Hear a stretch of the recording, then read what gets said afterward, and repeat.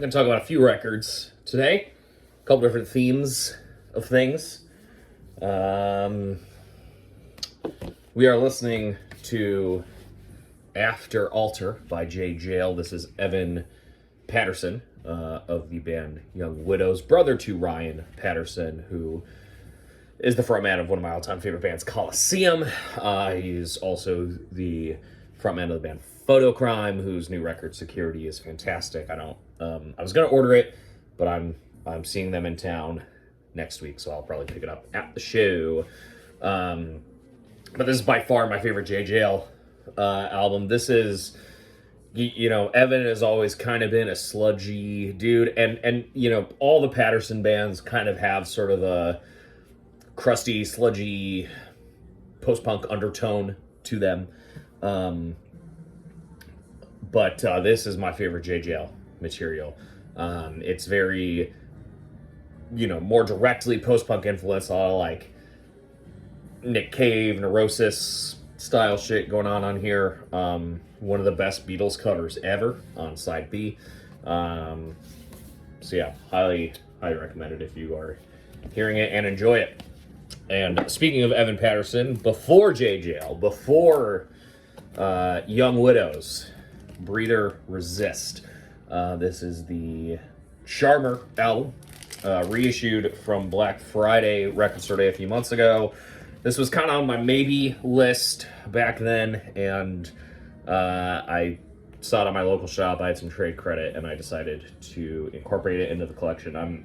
I have a very involved technical Record Store Day spreadsheet project I'm working on, and anyway, long story short, was able to add this to the collection on Jade Tree Records. Great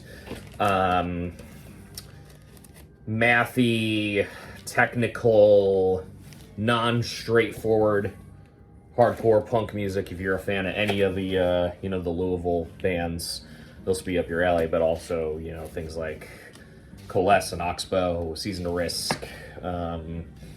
They're really kind of like angular fucking hardcore music. Great LP. I was only I had a very cursory familiarity with Breather Resist, and I'm really glad I ended up picking this up. So I want to talk about a few records here, but the record that inspired me to make this video is the new album by the band Nothing. This album is called A Short History of Decay. Their first album for Run for Cover Records, a kind of punk alternative indie label out of the Boston area. Run for Cover Records has put out some records I absolutely fucking love, and until recently, they spent a lot of time putting out records that I don't give a shit about at all. They started leaning more nondescript indie rock in favor of the kind of punk, emo, alternative and hardcore music they had built their foundation on. And I don't know if they sort of knew that they wanted to start going a different direction or not. Maybe it was all just kind of natural, but they seem to be getting back in the swing of things, of putting out some really great stuff. I mean, the fucking the Pelican record last year, probably the best thing RFC's has put out in the last decade, I presume. I have a couple other new RFC titles to show, which I will talk about in a minute. But I want to talk about this record specifically. There's a lot of different variants of this, and there were actually some variants. I think Rough Trade had one. I think Brooklyn Vegan had one. I think maybe the UK had one that actually came in like a PVC bag.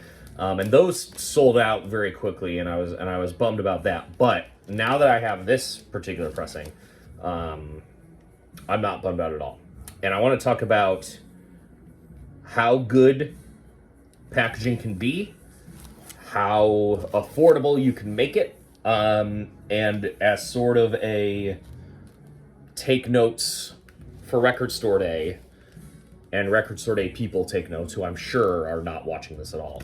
But let me go through this, because this is a really involved package. Nothing is a band from the Philadelphia area. They've sort of been,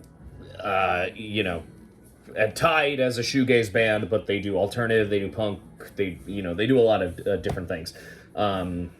This record actually has a lot of different sounds going on, probably their most sonically diverse record yet, and I was admittedly a little bit worried that they were putting out a new record on Run for Cover because they've been on Relapse almost their entire career, and the Relapse catalog is pretty untouchable. There's one record I don't love, but for the most part, all the Relapse albums are amazing, and have been really consistent. And with Run for Cover kind of leaning recently towards the more regular indie music world, I was not, I just really wasn't sure if I was going to love this or not, and I have some friends of mine that were also unsure about it, but I gotta tell you, I really like it. I really like what they did with this record.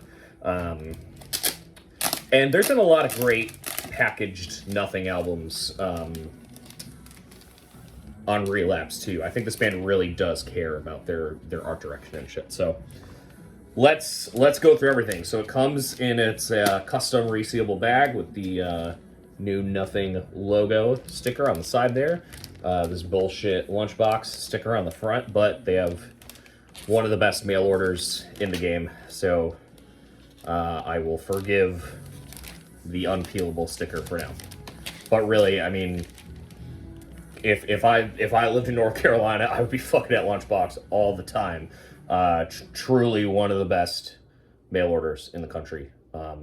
Prices, speed, availability. I just got this in the mail 2 days ago, and I just placed another order with Lunchbox about 16 hours ago. So, all in a Lunchbox. Anyway, so you've got the custom sleeve. You've got the Obi strip here. This is Run for Cover's, what they call the First Run Club. So that's how you sort of know it's a first pressing of the album. Run for Cover is a label that normally does a lot of different variants for their albums, but only one variant is ever tied to this First Run Club. This is the 6th First Run Club edition that they've done. So, limited edition, first press vinyl editions available only at independent record stores. The FRC edition of this record is pressed on an exclusive variant and includes unique extras not available elsewhere, which is why I was happy I got this and not the PVC bag version. But yeah, custom Obi. There's the front and back. Hard record cover to look at, but it is striking. I'll say that. Anyway, with this being a First Run Club edition, it comes with a sampler CD that has Nothing right up top. Number of other bands on this as well. Who do we got here? Gov, which I'll talk about in a minute. You got Angel Dust. You got Pelican, which I'll talk about in a minute. New Mirrors, I believe, is a Japanese hardcore band that has a new record coming out. Horse Jumper of Love, AFI, Cursive. The new Cursive record on RFC was amazing. And also, I don't like AFI, but the fact that AFI is on Run for Cover now is like, I mean, they're making some big fucking moves. Nothing, AFI, Cursive, Pelican. I mean, these are pretty big fucking names. Rival Schools, you know, I mean, they got a lot of stuff going on. Teen Suicide, Portrayal of Guilt, Citizen, who I love, Saturn, another Cursive track, and Camp Cope, which is a very good band as well. So, you got the First Run Club CD sampler. You got the First Run Club sticker set, and those are just the First Run Club exclusive, not even including what comes with every edition of the record, which is, you got the custom flooding on the inside, the nice teal. You got a poster for the album. Oh, this is, I believe this is actually another exclusive. So you got the band poster, and then the First Run on the back there. So, custom poster, only available in the First Run edition. This is the regular album poster, which is fucking gigantic. Lyrics, and then some more nasty teeth stuff going on. Swans, style. Sort of a custom inner sleeve, I mean custom color, the pink inner sleeve. And all of the variants on this album, the album's called Short History of Decay. You can tell by the album cover, it's got the candy, it's got the decayed teeth on it. All the variants of this album are like sugar-based or candy-based. So this is the candy corn vinyl, which looks fucking awesome. I love candy corn. I'm pro candy corn. I'm pro Peeps. I don't give a fuck what y'all say. But let's all put this back together, right? Colored vinyl, colored die-cut sleeve, 2 posters, flooding on the insert, sampler CD, sticker set, and custom Obi strip. $23. Now, I don't know what fucking magic Run for Cover pulled off to be able to make that happen. But if an indie label like Run for Cover can make it happen, surely the majors, who are, in and outside of Record Store Day. And, I'm not saying there's not great packaging on major label releases. I'm sure I've had a few of them. The Sabrina Carpenter Short and Sweet vinyl has a lot of cool inserts and shit going on with it, but that was a $40 record. $23. You got all this stuff. So, just showing it can be done. I'm going to show a couple other records here that also have some great packaging, but first, some more new stuff from Run for Cover. Probably the most Run for Cover records titles I've bought in a very long time. So, of course, the new Pelican EP, that is sort of the companion EP to the album that came out last year. This is Ascending. So you have 2 tracks exclusive to this vinyl. You have Ascending, really only one. The title track, you have the Jeff Rickley from Thursday version of Cascading Crescent, and then the B-side is Adrift and Tending the Embers, which was a cassette-only release. This is not the First Run Club edition, but it is some sort of limited version. Got the poster, and this is I believe the Sand Dune vinyl, which does look very nice. So yeah, really cool they put this out. Nice companion piece to the LP. So happy to get that one. How does this go? This way? One of these ways. All right. And always happy for some new Pelican, as I've talked about before. And then I also picked up, this is the first album by this artist that I've really loved in, I think maybe since his first record. This is an artist called Gov, G-U-V, also known as Young Gov or the Young Governor. This is his new album, Warmer Than Gold. This is Ben Cook, who is the singer of No Warning, a fantastic Canadian hardcore band. I believe also plays or has played drums for Fucked Up. But Gov is kind of his more indie rock, indie pop adjacent project. When he leans more power pop, hooks, I'm all in. He's done some more like lo-fi bedroom pop stuff that I'm not crazy about. But this record is awesome if you're a fan of like 90s British alternative music. That's really what he's sourcing from. A really nice, catchy ass record. Haven't even opened it yet. I think I'm gonna play it today, but let's go ahead and crack this thing. I've seen photos of it, but not, so I haven't really opened the real life. So, not a ton going on this record. No insert, which is a bummer. I would have liked some lyrics, but it does have kind of this cool, sort of custom blank label, just the white label with the gold sticker, which sometimes simplicity can be a packaging choice. But it comes on this gold nugget vinyl, which admittedly I'm getting kind of sick of. It was fun the first few times I bought it, but now, I don't know. It's a little overdone, the gold nugget vinyl. There's a God's Hate record I really want. The only variant left is gold nugget. I'll probably still get it, but I'm not thrilled about it. Anyway, so that's the Run for Cover stuff, and then I thought I would also show some records I got recently that have some good, unique packaging. Finally got this in the collection, one of my favorite hip-hop albums ever. This is Danger Doom, The Mouse and the Mask, MF Doom, and Danger Mouse doing their Adult Swim cartoon-themed hip-hop album. This record radicalized me when it came out originally in 2005. Originally on Epitaph Records. I had the original CD. I had an original vinyl at one point, but this is a great reissue. It comes in this nice PVC sleeve with sort of the ink blotter stuff. You got a insert as well. Really, my only gripe about this record is it's only 40 minutes, and it's a double LP pressing. Now the double double LP pressing, looks nice, sounds nice, but it's not even cut at 45 RPM. So, I mean, I think they could have done the same thing. Like, if they would have just done, like, a gatefold in the PVC with a single LP, that would have been fine. Or, like, if you're gonna do 40 minutes on 2 records, maybe split it up to, or, speed it up to 45 RPM. But it looks so good, it sounds so good. And the reason I held off on getting it, one, because it's always available, and it's always a little bit more than I'm willing to pay for it. Got a great deal on that recently, so super stoked about that. This is a band I believe David Sequoia Flame hyped up very, very long ago, the Flavor Crystals, psych rock band.